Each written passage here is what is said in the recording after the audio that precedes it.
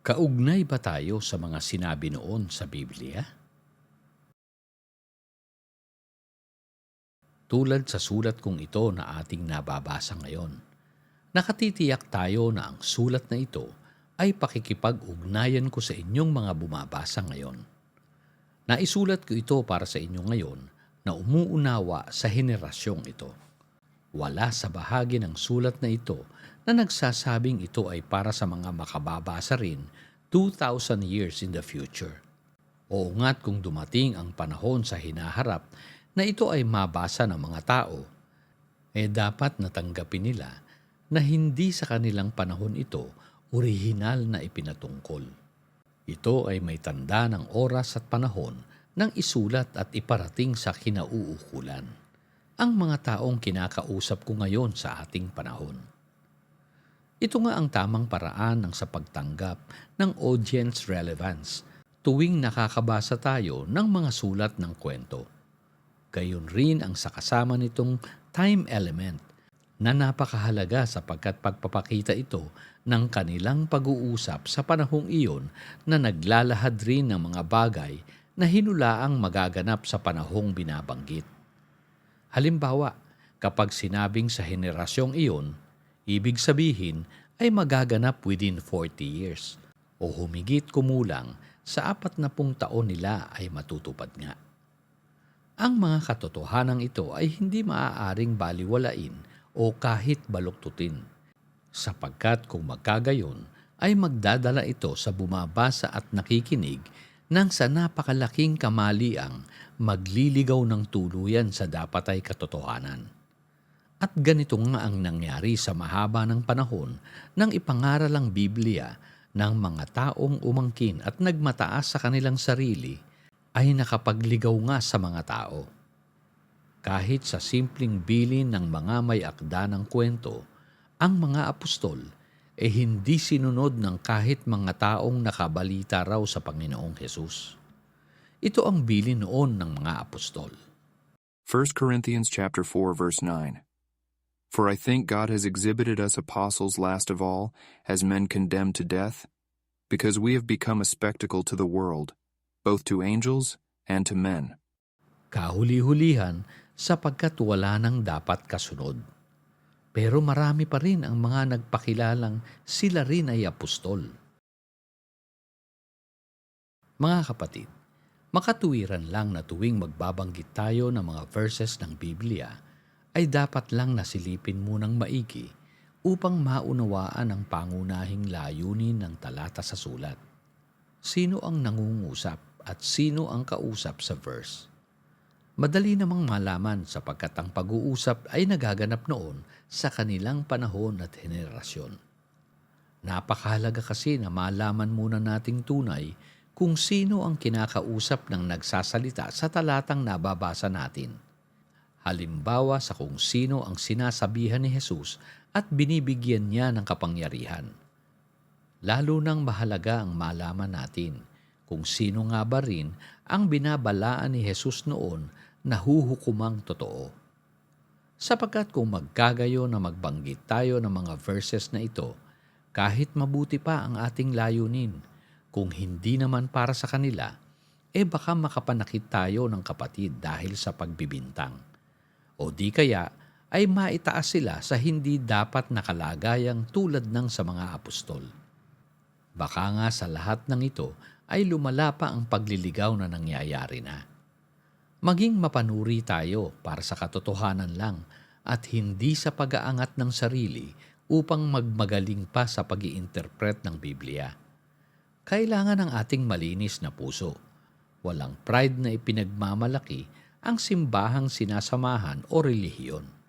Walang pagmamalinis, walang pagtataas at pagmamagaling sa pastor, pari o kahit sinong pinuno ng simbahan, kundi ay pagpapakumbaba alang-alang sa katotohanan lang ng sa mga sinabi ng Diyos sa pamamagitan ng Biblia.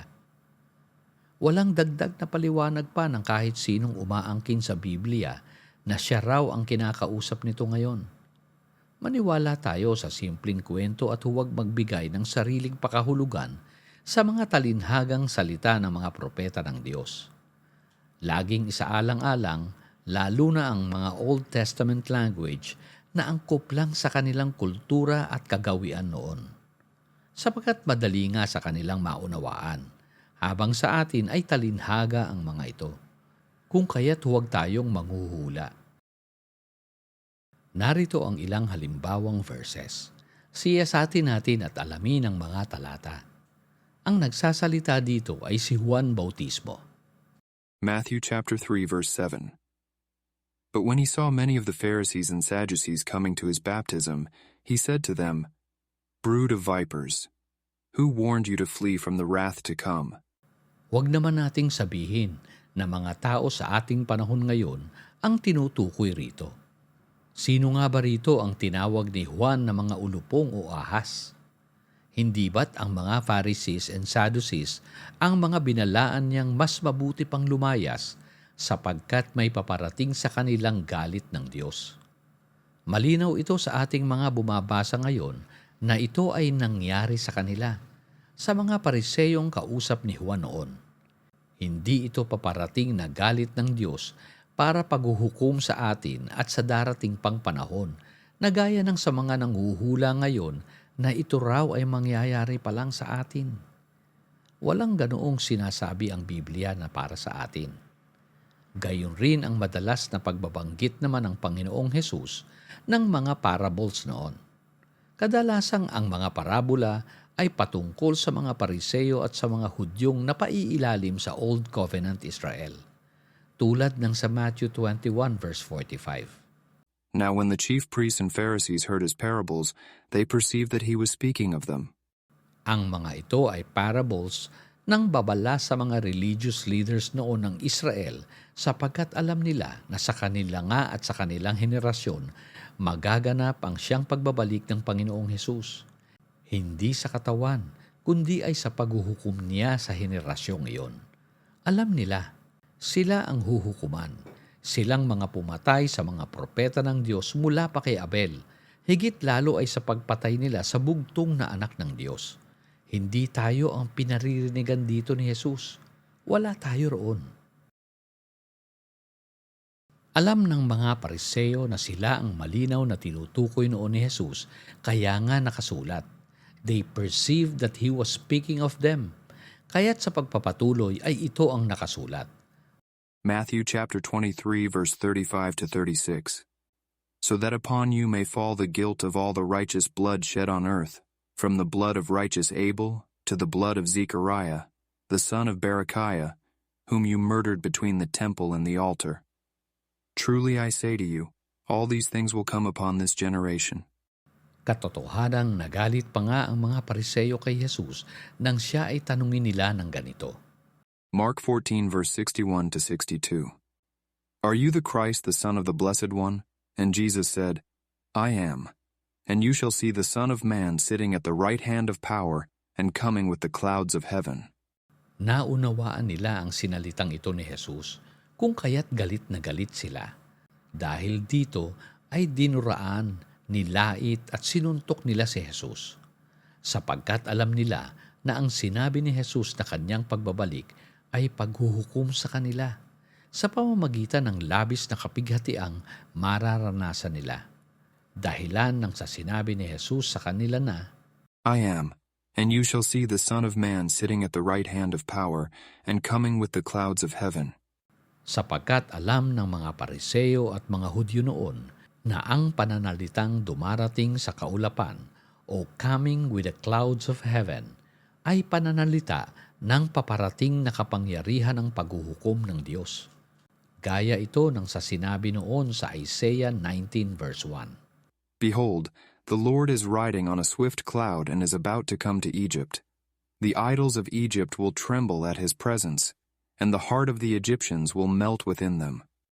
Hindi iyon literal at pisikal na pagpaparanas ng kapangyarihan ng Diyos na dumarating habang siya ay pisikal na nakasakay sa ulap. Ito nga ay Old Testament language na madalas na ginagamit rin ng Panginoong Hesus sapagkat malinaw na nauunawaan ng mga Pariseo noon na dalubhasa sa mga kasabihan ng lumang kasulatan.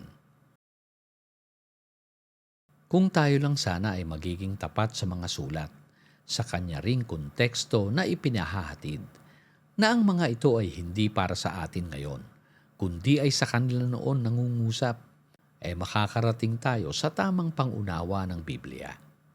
Halimbawa pa ang sinabi noon ni Jesus sa John 15 verse 16. You did not choose me, but I chose you, and appointed you that you would go and bear fruit, and that your fruit would remain, so that whatever you ask of the Father in my name he may give to you. Na kung atin itong tatanggapin na para sa atin, lahat nga tayo ay pinili ng Diyos at binigyan ng kapangyarihan, na anuman ang ating hingin sa kanyang pangalan ay ipagkakaloob sa atin. Alam nating hindi ito nangyari sa atin sa katotohanan, lalo na ang sa mga pangakong iniutos sa mga apostol na kanyang tunay na pinili. Matthew 10 verse 7 to 8.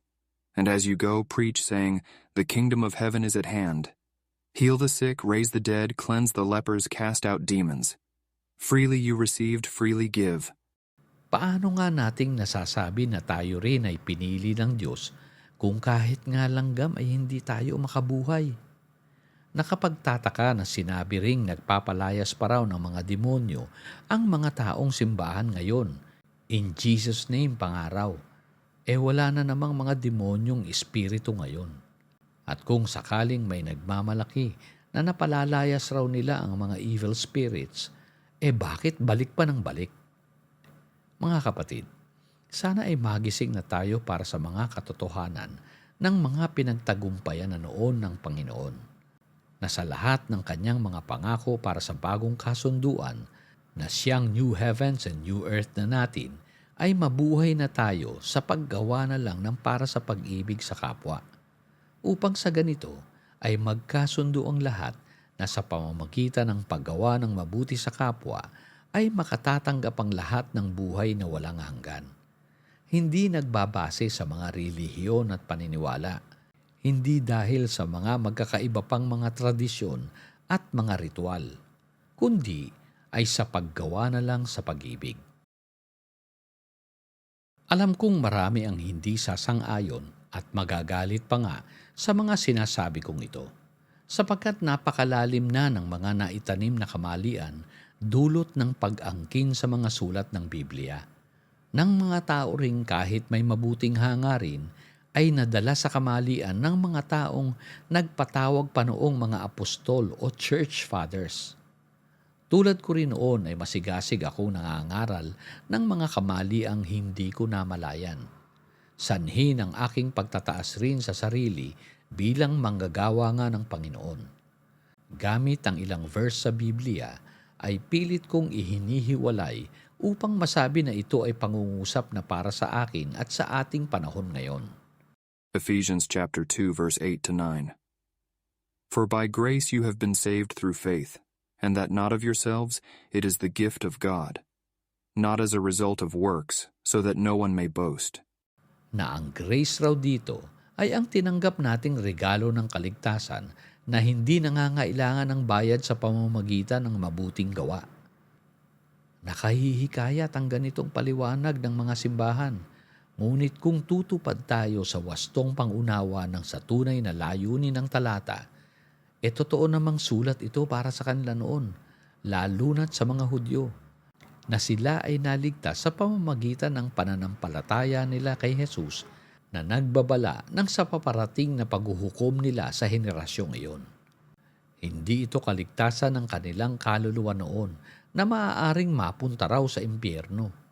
Walang ganoong sinabi rito o kahit pangangaral na ginawa ang Panginoong Hesus, sapagkat wala ngang impyerno. Ito ay ang kaligtasan ng kanilang mga sarili para makaiwas sa paparating na noon ay pangako ng labis na kapighatian na mararanasan ng Israel sa henerasyong iyon. Ipinagkaloob pa rin sa kanila ng Diyos ang kaligtasang iyon bagamat hindi sila karapat-dapat, not by works, sapagkat hindi dahil sa kanilang pagkapit sa mga batas ay maliligtas sila, kundi ay dapat pa nga na magdulot noon sa kanila ng kapahamakan. Hindi ito works ng kabutihang gawa, kundi ay works of the law, na nagpakita ng kanilang mga kasalanan. Narito ang babala noon ni Jesus na nangangailangan ng kanilang pananampalatayang may pagsunod upang sila ay maligtas mula sa labis na kapighatiang paparating na noon sa henerasyong ngayon, bilang katuparan ng mga pangako ng hula sa kanila. Luke chapter 21 verse 19 to 32. By your endurance you will gain your lives. But when you see Jerusalem surrounded by armies, then recognize that her desolation is near.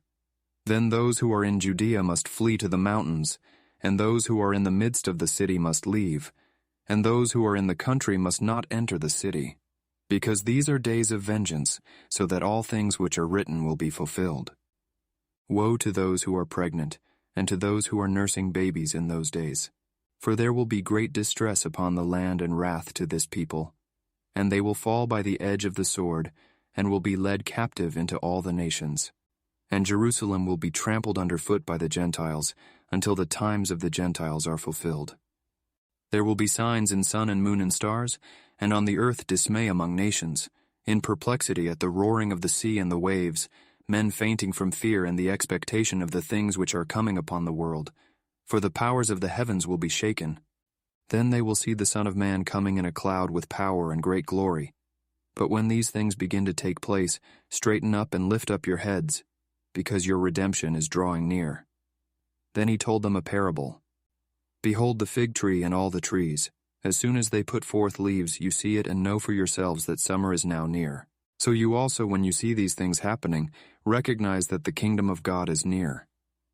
Truly I say to you, this generation will not pass away until all things take place. Kaligtasan sa mga mananampalataya na susunod sa mga babala ni Jesus noon. Kailanman ay hindi ito mangyayaring paghuhukom sa atin. Wala tayong kaugnayan rito. Kung ating babalikan ang sinalita ni Juan Bautismo sa Matthew chapter 3, simula sa verse 7, ay makikita na natin na kahit hindi pa noon nangangaral si Jesus ng kanyang mga babala para sa paghuhukom na darating sa Jerusalem, ay alam na iyon ni Juan. Kung kaya't unang nailatag niya ito sa mga tao, ang magaganap na paghuhukom sa kanila noon. Ito nga ang nakasulat sa Mark chapter 1 verse 1 to 3. The beginning of the gospel of Jesus Christ, the Son of God. As it is written in Isaiah the prophet, Behold, I send my messenger ahead of you who will prepare your way. The voice of one crying in the wilderness, Make ready the way of the Lord, make his paths straight. Patunay na alam ng mga tao noon ang magaganap na paghuhukom ng Diyos sa kanila. Luke chapter 3 verse 7 to 9. So he, Si John the Baptist, began saying to the crowds who were going out to be baptized by him, You brood of vipers, who warned you to flee from the wrath to come. Therefore bear fruits in keeping with repentance, and do not begin to say to yourselves, We have Abraham for our father. For I say to you that from these stones God is able to raise up children to Abraham. Indeed, the axe is already laid at the root of the trees. So every tree that does not bear good fruit is cut down and thrown into the fire. mga kapatid, ang katagang thrown into the fire ay hindi impyerno. Ito ay ang magaganap na pagkasunog sa Jerusalem na kung saan ay naroon ang kanilang templo na simbolo ng mga batas ni Moses. Doon rin ay makararanas sa mga tao ng labis na kapighatian bilang katuparan ng mga hula pa noon ni Daniel 500 taon na ang nakalipas. Kaya't nagtanong ang mga tao noon kay Juan. And the crowds were questioning him, saying, Then what shall we do? And he would answer and say to them, The man who has 2 tunics is to share with him who has none, and he who has food is to do likewise. Mga kapatid, hindi ba't ito nga ay ang aral ng pag-ibig na iniutos sa kanila ng Panginoong Hesus? Katunayan, ang mga plano ng Diyos ay para lang sa kanila noon, kaya wala tayong kaugnayan sa mga sinalita noon ng Panginoong Hesus. Kahit pa nga sa mga sinalita ng mga apostol at ng mga propeta ng Diyos. Hindi tayo sa ating panahon ipinatutungkol ang mga hula at parabola noon ng Panginoong Hesus. Wala sa atin ang kahit konting karapatan na ang kinin at ipangaral pa sa mga tao ngayon na kaugnay tayo sa mga sulat ng Biblia. na sa ating paparating na panahon pa lang magaganap ang lahat ng mga nakasulat. Kaya nga puros kamalian ang kahit mga prediksyon ng mga taong simbahan. Sapagkat sa mga kahuli-hulihang apostol ay kasabay na natapos rin ang pangangailangan pa ng mga templo at simbahan. Hindi ba't ipinasirang lubos ng Diyos ang templo noong AD 70? Hindi kasi tinanggap ng mga tao rin noong ikalawang siglo ang sinabi ni Jesus na heaven and earth will pass away, but my words will not pass away. Na ang heaven and earth ay ang Israel sa kanyang Old Covenant age, kasama ang templo nila noon bilang simbolo ng mga batas ni Moses. Ito na nga ang kanilang langit at lupa, kung saan nga ay matatapos, kaya kasunod na sinabing will pass away. Kung bakit kasi hindi natanggap ng kahit mga tao rin noon na wala na ngang pangangailangan pa sa mga templo at simbahan. Patunay sa kasunod na sinabi ni Jesus, but my words, ito na kasi ang ipapalit na New Covenant o bagong kasunduan. Ano nga ba ang bagong kasunduan? Nagmula pang pahiwatig mula sa mga propeta noon. Jeremiah chapter 31 verse 33. But this is the covenant which I will make with the house of Israel after those days, declares the Lord. I will put my law within them, and on their heart I will write it, and I will be their God, and they shall be my people. Hanggang sa pagdating ng katuparan nito, ang New Covenant ng Panginoong Hesus. Kaya kung ating babalikan ang naisulat sa Luke chapter 3 verse 10 to 11, nagtanong ang mga tao kay Juan Bautismo kung ano ang kanilang dapat gawin upang makaligtas sa paparating na paghuhukom noon.